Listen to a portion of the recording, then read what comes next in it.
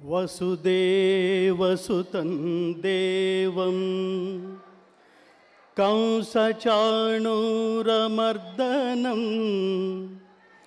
దేవకీ పరమానందం కృష్ణం వందే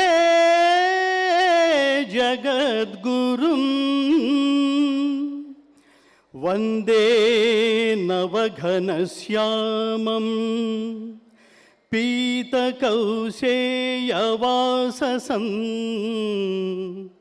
సానందం సుందరం శుద్ధం శ్రీకృష్ణం ప్రకృతే పరం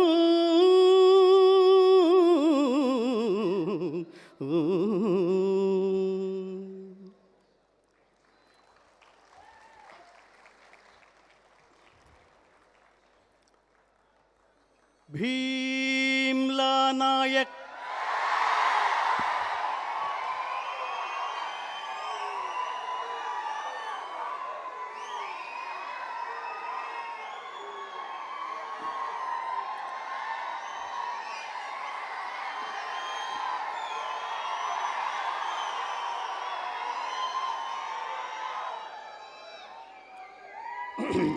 ఇప్పుడు అర్థమైంది.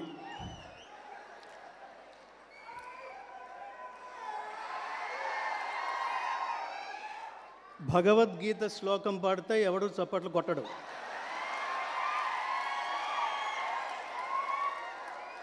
ఒక సినిమా పాట పాడితే ఆపమన్నా ఆపరు.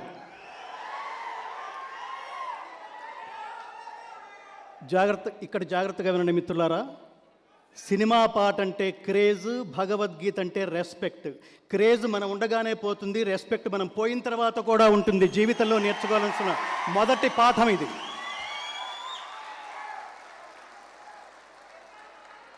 నేతాజీ సుభాష్ చంద్రబోస్ అనే మహాత్ముడు ఇప్పుడు ఏ పాఠం అయితే మనం నేర్చుకున్నామో జీవితంలో నేర్చుకోవాల్సిన మొదటి పాఠం ఏమిటంటే, బతుకున్న కాలంలో ఎవడైనా బతుకుతాడు మిత్రులారా, ఎవడైనా బతుకుతాడు. కానీ వెళ్ళిపోయిన తర్వాత కూడా బతకటమే నిజమైన జీవితం. అది నేతాజీ చెప్పింది.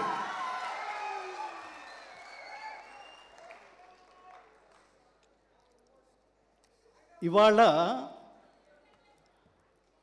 ఎంత గొప్ప రోజు అంటే, నిజానికి ఈ కార్యక్రమం ఎంటర్టైన్మెంట్ ప్రోగ్రాం కాదు మిత్రులారా, ఎన్లైటైన్మెంట్ ప్రోగ్రాం. ఎందుకు వచ్చామో ఈ భూమి మీదకి, తిరిగి ఏం తీసుకుని వెళ్ళాలో అది తెలుసుకోవడం కోసం పవన్ కళ్యాణ్ అనే మహాత్ముడు ఈ కార్యక్రమం ఏర్పాటు చేశాడు. ఆయన కారణం ఏమిటంటే, ఇది పొలిటికల్ స్టేజ్ కాదు మిత్రులారా. ఈ స్టేజ్ని ఇంకొక రకంగా వాడుకుని ఉంటే పవన్ కళ్యాణ్ గారికి చాలా పొలిటికల్ మైలేజ్ వచ్చి ఉండొచ్చు. కానీ నేతాజీ గురించి మాట్లాడుకోవడం వల్ల ఆయనకు వచ్చే పొలిటికల్ మైలేజ్ ఏమిటి?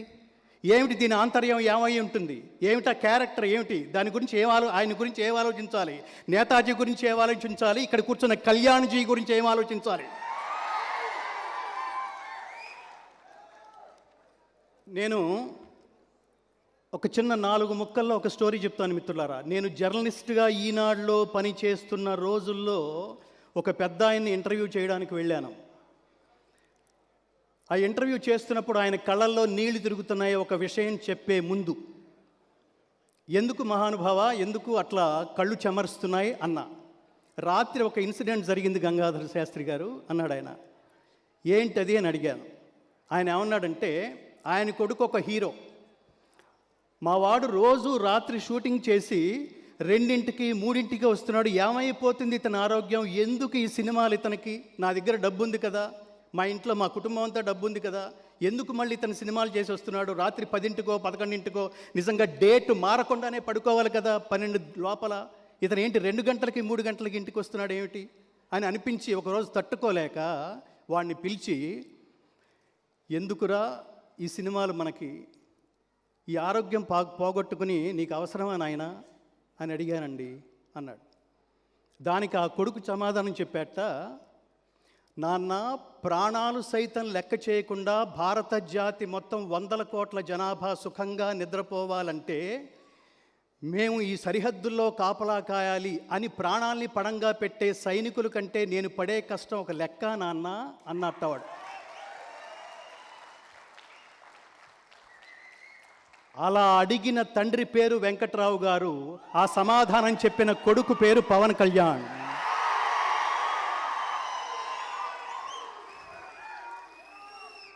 ఏదో చాలా అంటే సినిమాల్లో వచ్చిన చాలా ఎర్లీ స్టేజ్లోనే ఆయనకు అంత భావజాలం ఉంటే, మీరు చూడండి జీవితం అనేది ఎప్పుడు నేనుతో ప్రారంభమై మనముతో ఎండవకపోతే అది జీవితం కాదు మిత్రులారా, జీవితం కాదది. నాకు ఈరోజు ఎందుకు ఆనందంగా ఉందంటే, ఈ వేదిక మీద కూర్చున్న వాళ్ళందరూ ఎంటర్టైన్మెంట్కి సంబంధించిన వాళ్ళు కానే కాదు మిత్రులారా. ఒక్కొక్కళ్ళు వాళ్ళ సబ్జెక్ట్ని సెలెక్ట్ చేసుకుని ఆ సబ్జెక్ట్కి ఐకాన్గా మారిన వాళ్ళు. మనం ఇక్కడి నుంచి నేర్చుకోవాల్సింది అది.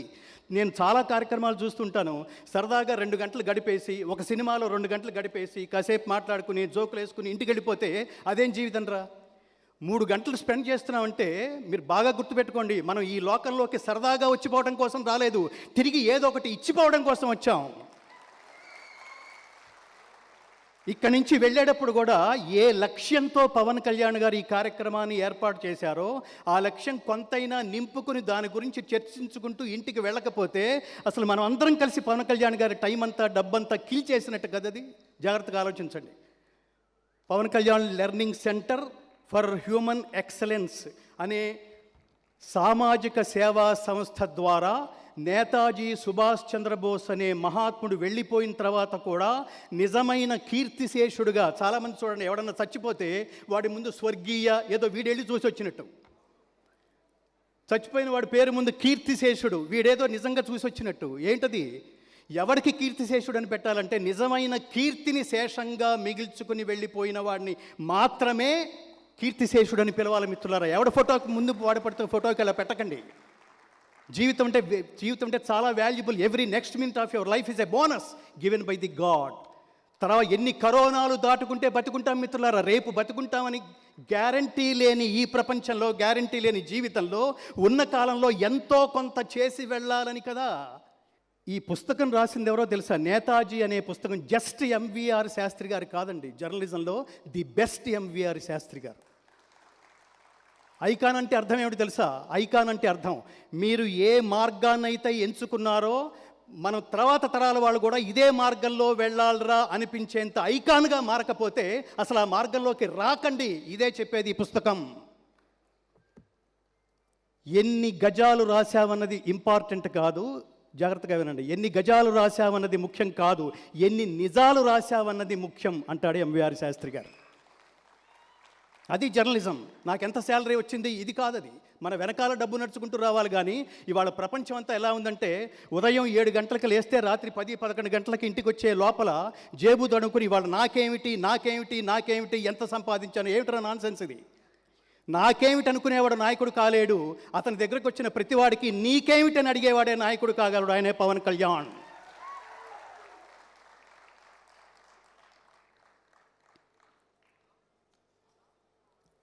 ఈయన ఎన్సైక్లోపీడియా ఆఫ్ వరల్డ్ హిస్టరీ ప్రపంచంలో వీళ్ళు ఈ ఒక్క రచనే కాదు మిత్రులారా. నేను ఎప్పుడూ చెప్తూ ఉంటాను, పుస్తకం హస్తభూషణం అనే ఒక అత్యద్భుతమైన సూక్తి ఉంది.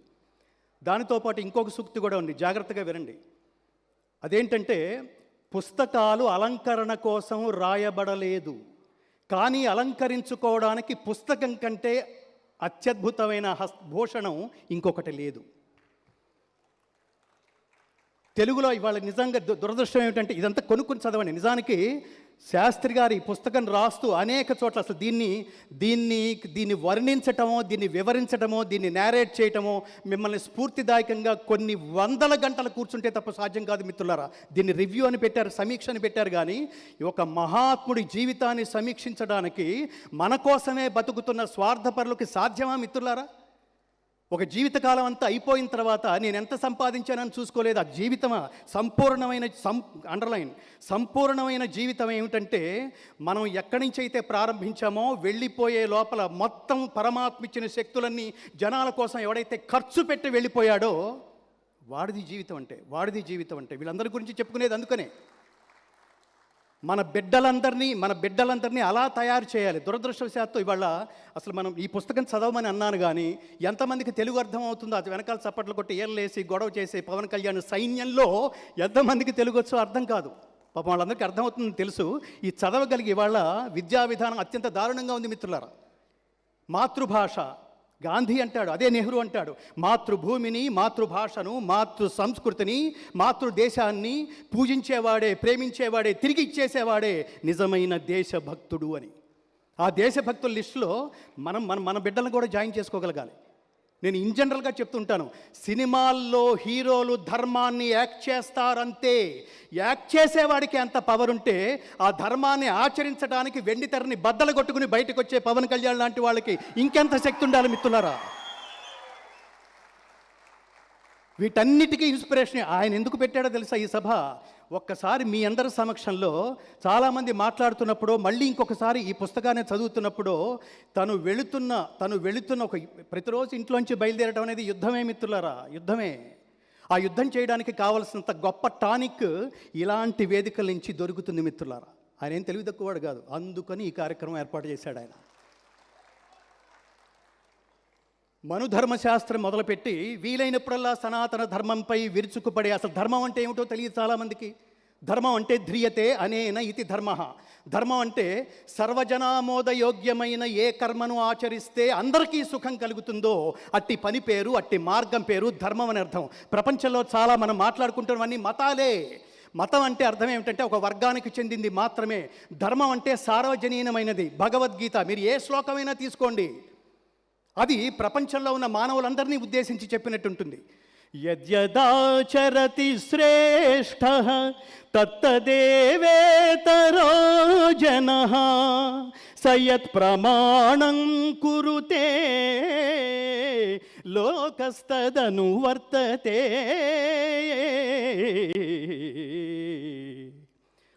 దీని అర్థం ఏమిటంటే, ఊరికే కొట్టకండి, ఏమర్థమైందిరా నీకు కొట్టేవాడు? ఉత్తముడు దేన్ని ఆచరిస్తే లోకమంతా దాన్నే ఆచరిస్తుంది. ఉత్తముడు దేన్ని ప్రమాణంగా అంగీకరిస్తే లోకమంతా అతనినే అనుసరిస్తుంది. అంటే దాని అర్థం ఏంటంటే, ప్రపంచంలో ఎవడు నీ వంక చూసినా ఈ మార్గంలోనే మనం నడవాలరా అనిపించేంత స్ఫూర్తిని ప్రపంచానికి అందించే స్థాయిని, శక్తిని, ఆ శక్తిని నువ్వు సమకూర్చుకోవాలని చెప్తుంది భగవద్గీత. అందుకనే నారాయణ రెడ్డి గారు అంటారు, మన దేశం ఈజ్ ఈక్వల్ టు ఏమిటి అని అడిగితే, నా దేశం భగవద్గీత, నా దేశం అగ్ని పునీత సీత, నా దేశం కరుణాంతరంగా, నా దేశం సంస్కార గంగ. ఇది భగవద్గీత. ఇంటర్నెట్లో అన్నీ దొరుకుతాయి, సంస్కారం తప్ప అది భారతదేశంలో మాత్రమే దొరుకుతుంది. అలాంటి సంస్కారాన్ని స్ఫూర్తిగా తీసుకున్న మహాత్ముడే నేతాజీ. ఆ స్ఫూర్తిగా తీసుకున్న మహాత్ముడు ఎవరో తెలుసా? శివాజీ, ఛత్రపతి శివాజీ. మీరు చూడండి, ఛత్రపతి శివాజీ వెళ్ళిపోయి సరిగ్గా 15 రోజుల క్రితం 392వ జయంతి. ఏంట్రా ఇది? మొన్న పోయాడు, నిన్న తలుచుకున్నాం, ఇవాళ లిస్టులోనే లేడు. నెక్స్ట్ ఇయర్ ఆ ఇంట్లో మాత్రమే ఆయన పేరుని స్మరించుకుంటూ ఒక తద్దెనం పెట్టుకుని మర్చిపోయారు. ఇది జనరల్ లైఫ్.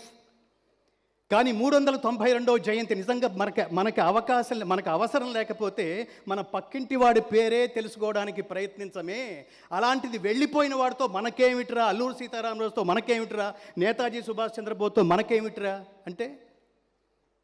అంటే వెళ్ళిపోయే ముందు ఇలా బతకాలని ప్రపంచానికి పాఠం చెప్పిన పాఠాన్ని ఇంకొకసారి మీ అందరికీ వినిపించాలనే ఒక ఉదాత్తమైన లక్ష్యంతో పవన్ కళ్యాణ్ గారు ఏర్పాటు చేసిన ఈ కార్యక్రమంలో వారు నన్ను ఆహ్వానించడం నాకు ఆనందంగా ఉంది, మీతో మాట్లాడడం నాకు ఆనందంగా ఉంది. నిజానికి 60 ఏళ్ళు దాటిన వాళ్ళందరూ నేను ఈ కార్యక్రమాన్ని ఎందుకు ఆనందిస్తున్నానంటే, ఎందుకు అభినందిస్తున్నానంటే, ఈ కార్యక్రమంలో 60 ఏళ్ళు దాటిన వాళ్ళందరినీ పిలిచారనుకోండి, వాళ్ళకి ఎంత చెప్పినా లేపలేం. మీకు ఇంత చెప్పినా ఆపలేం. ఇది తేడా.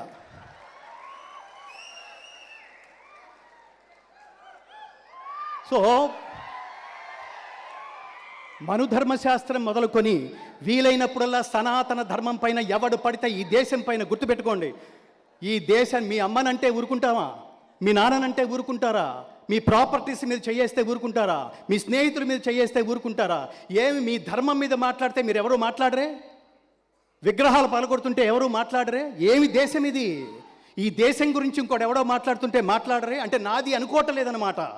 దేన్ని నాది అనుకోవాలో, దేన్ని నీది అనుకోవాలో, ఎక్కడ మొక్కాలో, ఎక్కడ తగ్గాలో, ఎక్కడ చిక్కాలో, ఎక్కడ చెక్కాలో తెలిసిన వాడే మహనీయుడు. అది చెప్తుంది నేతాజీ స్టోరీ. కాబట్టి ఈ అట్లాంటి హిందూ ధర్మం గురించి, హిందూ ధర్మం దీని అసలు పేరు సనాతన ధర్మం. సనాతనం అంటే నిత్యమైంది, శాశ్వతమైనది అని అర్థం. మీకు బాగా టానిక్ లాగా చాలా ఉత్తేజం కలగాలనుకోండి, ఒక్కసారి నేతాజీ చదవండి. మీకు బాగా ఉత్తేజం కలగాలనుకోండి, ఏం చేయాలో మీకు అసలు లైఫ్లో క్లారిటీ లేదనుకోండి, క్లారిటీ లేదు, స్వల్పమప్యస్య ధర్మస్య త్రాయతే మహతో భయాత్. నేర్చుకోండి కొంచెం సంస్కృతం. జనని సంస్కృతంబు నెల్ల భాషలకును దేశ భాషలందు తెలుగు లెస్స. ఇవాళ నిజానికి ఈ సుభాష్ చంద్రబోస్ మీద ఒక అత్యద్భుతమైన పాటని మనం ఆల్రెడీ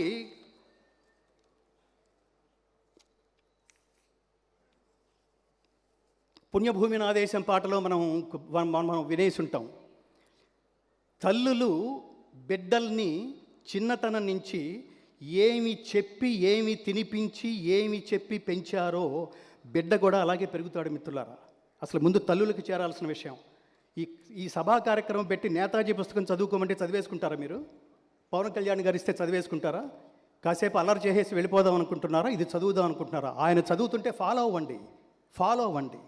నేనేమంటానంటే నేతాజీ సుభాష్ చంద్రబోస్ పుస్తకం చదివినా, భగవద్గీత చదివినా ఇంకా ఫ్యాన్స్ ఉండరు మిత్రులారా, ఫాలోవర్సే. ఏదో పన్నింగ్ కోసం మాట్లాడట్లా, క్లారిటీ. ఫ్యాన్స్ అంటే ఏంటి, ఫాలోవర్స్ అంటే ఏంటి అంటే, ఫ్యాన్స్ అంటే సక్సెస్ వల్ల పుడతారు, సక్సెస్ ఉన్నంతకాలమే ఉంటారు. కానీ ఫాలోవర్స్ ఐడియాలజీ వల్ల పుడతారు. మనం వెళ్ళిపోయిన తర్వాత కూడా మన ఐడియాలజీని ప్రపంచానికి తీసుకువెళ్తూ ఉంటారు. పవన్ కళ్యాణ్కి ఉండాల్సింది ఫ్యాన్స్ కాదు, ఫాలోవర్స్.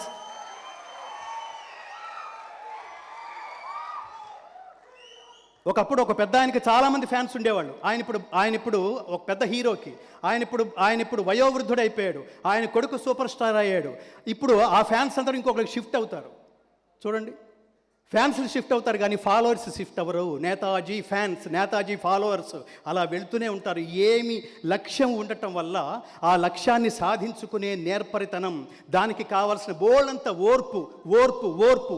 మొదటిసారి అనుకున్న సీట్లు సంపాదించకపోతే, వినండి జాగ్రత్తగా, ఇక వద్దులే, ఎందుకు ఇది మనకి 100 కోట్లు వచ్చే ఇంకొక ఆపర్చునిటీ ఉండగా, ఆల్టర్నేటివ్ ఉండగా ఎందుకు ఇది అని చాలామంది అని ఉంటారు కదా. ఏంట స్థైర్యం ఏమిటి, ఏంట కాన్ఫిడెన్స్ ఏంటి, ఏంట లక్ష్యంలో ఉన్న పవర్ ఏంటి? మనం పెద్దవాళ్ళ దగ్గరికి వెళ్ళేటప్పుడు, మనం ఫాలో అయ్యేటప్పుడు, వాళ్ళతో కాసేపు మాట్లాడేటప్పుడు జస్ట్ షేక్ హ్యాండ్ ఇచ్చి ఫోటోలు దిగేసి వెళ్ళిపోకండిరా నాయన. వాళ్ళు ఎందుకు ఆ స్థాయికి వచ్చారో తెలుసుకోండి. హీరో అంటే అర్థం ఏంటంటే, ఇందాక చెప్పాను, రియల్ హీరో అంటే ఏంటంటే, పవన్ కళ్యాణ్ గారు ఎందుకు తెర చించుకుని బయటకు వచ్చి ఇంకా ఈ పనులు చేస్తున్నాడంటే, తెర మీద ఉన్నవన్నీ వాటికన్నిటికీ, అవి పాటలు కానీ, సినిమాలు కానీ, మాటలు కానీ, వాటన్నిటికీ ఎక్స్పైరీ డేట్స్ ఉంటాయి మిత్రులారా. బాహుబలి మనం అద్భుతంగా చూసి ఉండొచ్చు. ఇవాళ చూపిస్తే నేను ఎవడు చూడదు, కొంతకాలం తర్వాత ఎక్స్పైర్ అయిపోతుంది. ఇవాళ ఏదో ఒక పాట వచ్చింది, ఒక 10 సంవత్సరాల తర్వాత ఆ పాట ఎవరు పాడుకోరు, బోర్ కొట్టేస్తుంది. వీటన్నిటికీ ఎక్స్పైరీ డేట్లు ఉంటాయి. కానీ ఎక్స్పైరీ డేట్ లేని జీవితం అంటే ఏమిటో తెలుసా? ప్రజలతో మమేకమై నీకేం కావాలి, మన దగ్గరకు వచ్చిన ప్రతివాడిని నీకేం కావాలి అడగగలిగితే, దాన్ని సాకారం చేయగలిగితే, వాళ్ళ కోరికలు నెరవేర్చగలిగితే, వాళ్ళ అర్హతల్ని బట్టి వాళ్ళని ప్రోత్సహించి ఆదుకోగలిగితే, అసలు ఇంతకంటే ఒక జన్మలో కోట్ల మంది తపస్సు చేస్తే ఒకడు పవన్ కళ్యాణ్ అవుతాడయ్యా. కోట్ల మంది తపస్సు చేస్తే అంటే ఎంత విలువైన జీవితం అయి ఉంటుంది అది. అట్లా కోట్ల మంది రాజకీయాల్లోకి వెళితే, కోట్ల మంది భారతదేశపు భరతమాత ముద్దు బిడ్డ ఎవరిని పడితే వాడిని అనేస్తామా? ఊరికే సభా మర్యాద కోసం అట్లా అనద్దు. త్యాగి మాత్రమే. ఏదైతే సమాజానికి ఎప్పుడు చూసినా వాడు ఇవ్వడమే తెలుసు కానీ వాడికి తీసుకోవడం తెలియదు. మీరు జాగ్రత్తగా గుర్తుపెట్టుకోండి. ఉండటం అంటే మనసు ఉండటం కాదు, ఉండటం అంటే డబ్బు ఉండటం కాదు, మనస్సు ఉండటం. డబ్బంతా ఎవరి దగ్గర ఉంది? దుర్యోధనుడి దగ్గర. పేరెవడికి వచ్చింది? కర్ణుడికి. ఏమని వచ్చింది? దానకర్ణుడు. ఈ దానం చేసిన డబ్బంతా ఎవరిది? దుర్యోధనుడిది. వీళ్ళిద్దరికి తేడా ఏమిటి? వీడికి బుద్ధి ఉంది, వాడికి బుద్ధి లేదు. అలాంటి ఈ గ్రంథంలో అలాంటి ప్రాణత్యాగానికి కూడా సిద్ధపడి గీత చెప్తుంది. శ్రేయాన్ స్వధర్మో విగుణః పరధర్మాత్ స్వనుష్ఠితాత్ స్వధర్మే నిధనం శ్రేయః పరధర్మో భయావహః. ఆ ఆకర్షణీయముగా అనుష్ఠింపబడిన పరధర్మము కన్నా గుణము లేనిదైనను స్వధర్మమే మేలు.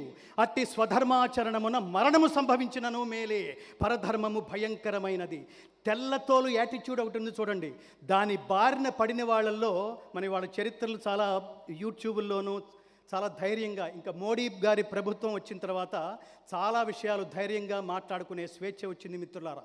మన దేశం, మన ధర్మం, దీన్ని కాపాడుకోవాలనే లక్ష్యం బాగా పెరిగింది.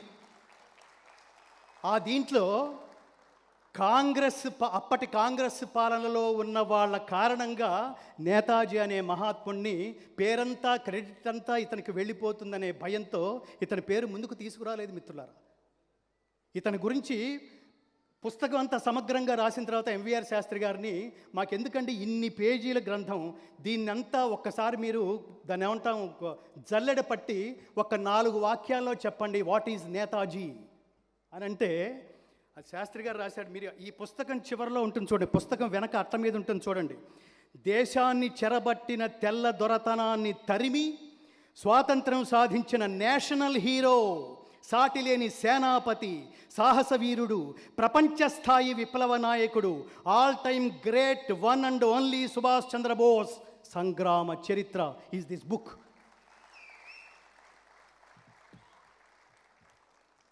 అసలు ఎంత స్పష్టమైన ఒకటి జాగ్రత్తగా గుర్తుపెట్టుకోండి, మనం తెలుగు వాళ్ళగా పుట్టడం చాలా అదృష్టం మిత్రులారా, చాలా అదృష్టం. ఎందుకంటే ఒకళ్ళిద్దరు అట్లా కొట్టకండి, ప్లాన్ చేసుకుంటే మొత్తం కట్టండి, లేకపోతే మిగతా వాళ్ళందరూ మీ ఇద్దరిని నేను తెచ్చుకున్నాను అనుకునే ప్రమాదం ఉంది. జనని సంస్కృతంబు నెల్ల భాషలకును శ్రీనాథ్ మహాకవి రాసింది. దేశ భాషలందు తెలుగు లెస్స, వెంటనే రాశాడు సంస్కృతం తర్వాత తెలుగు లెస్స అన్నాడు. అందుకని గొప్పవాళ్ళం. దీనికి లాజిక్ ఉంది.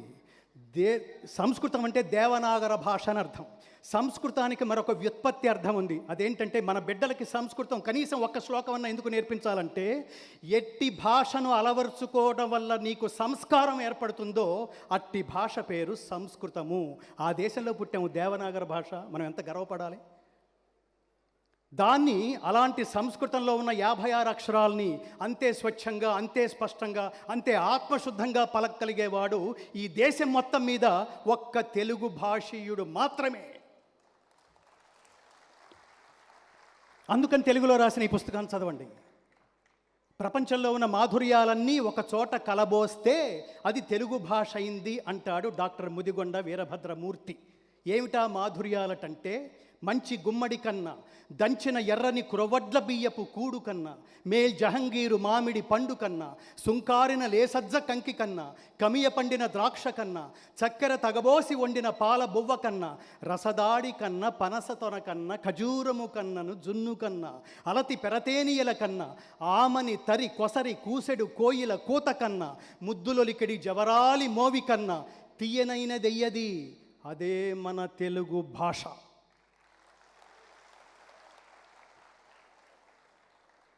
చాలా దురదృష్టకరం ఏంటంటే, ఈ దేశం నిండా ప్రపంచానికి భగవద్గీత పేరుతో దేశంలో పూర్తిగా ఈ దేశం నుంచి పారిపోయింది, లుప్తమైంది ఏమిటో తెలుసా మిత్రులారా?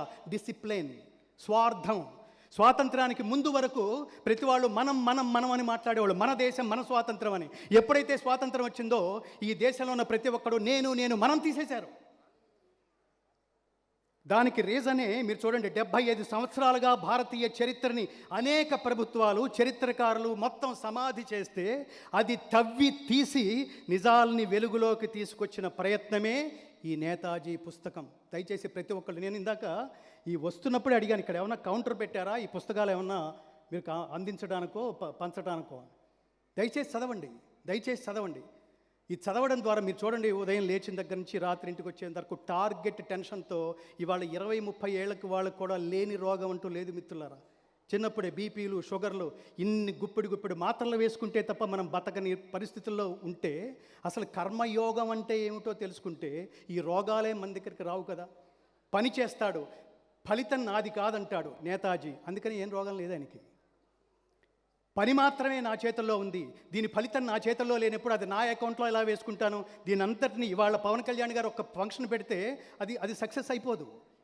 ఆయన పెట్టడం కారణంగా, ఆ ఐడియాలజీ కారణంగా, దేనికోసం పెట్టాడో తెలుసుకోవడం కారణంగా, ఇందులో కొంతమంది ఒకళ్ళిద్దరు ఆయన చూడడం కోసం వస్తే వచ్చిండొచ్చు.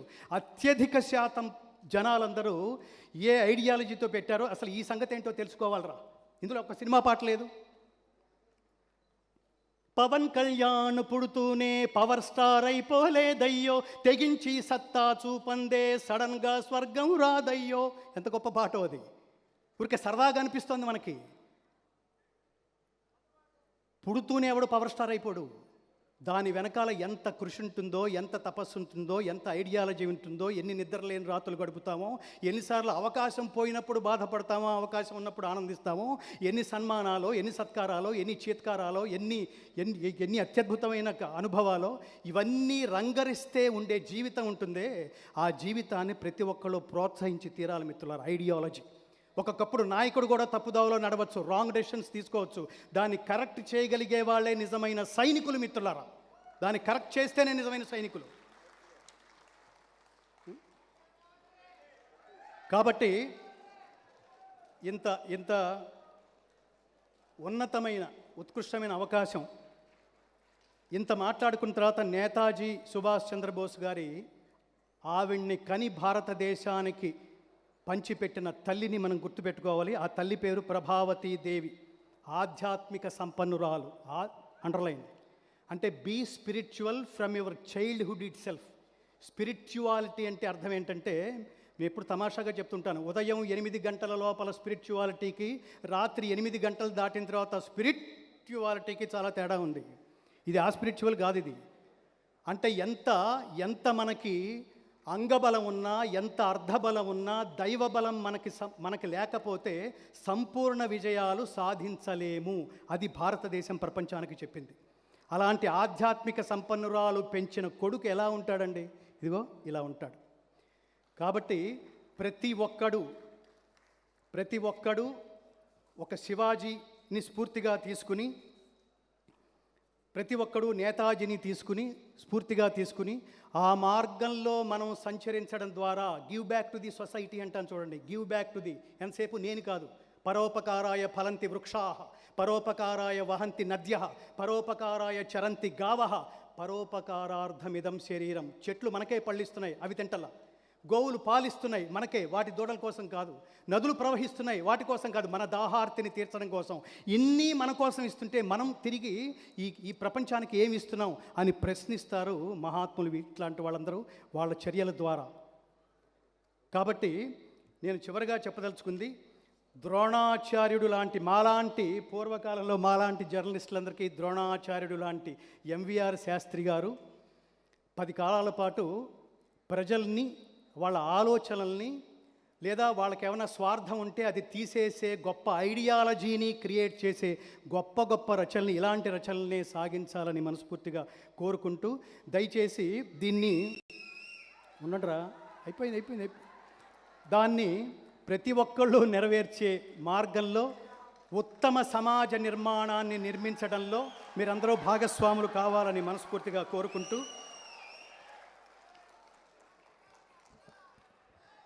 చివరిగా ఒకే ఒక వాక్యం. శివాజీ, నేతాజీ, పవన్ కళ్యాణ్ జీ.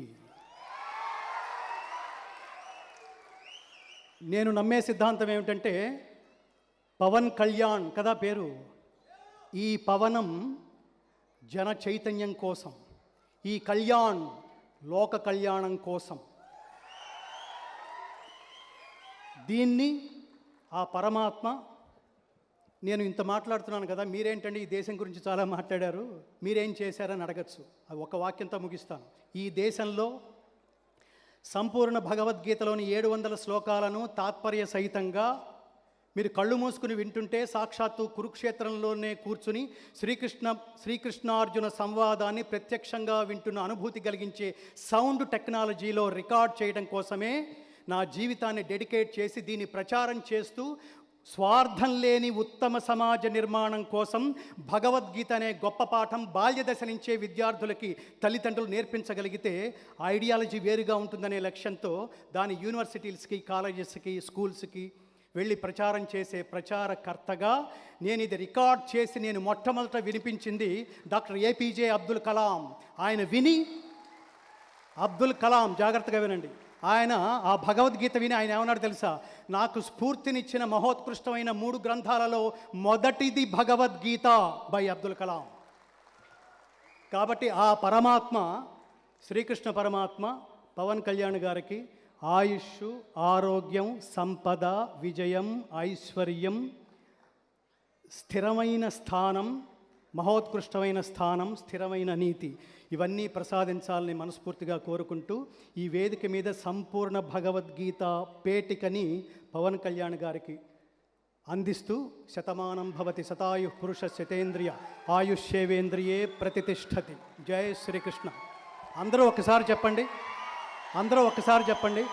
జై శ్రీరామ్, జై శ్రీకృష్ణ, జై నేతాజీ, భారత్ మాతా కీ.